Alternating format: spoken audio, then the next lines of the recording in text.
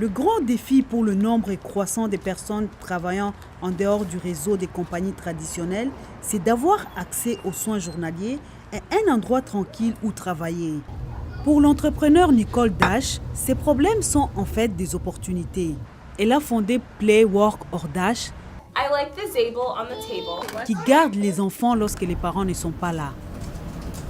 Beaucoup de flexibilité, des soins de qualité pour les enfants quand ils en ont besoin. Vous ne trouverez pas ça ailleurs. Dash dit que les femmes s'élancent dans le monde des affaires pour trouver un équilibre entre le travail et la famille, devenir plus indépendantes, mieux contrôler leur agenda et bien sûr gagner de l'argent.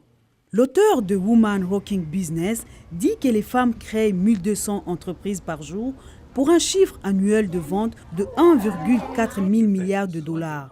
Sage Levine affirme que les traits associés aux femmes dans notre culture pourraient être la clé du succès pour certaines entreprises.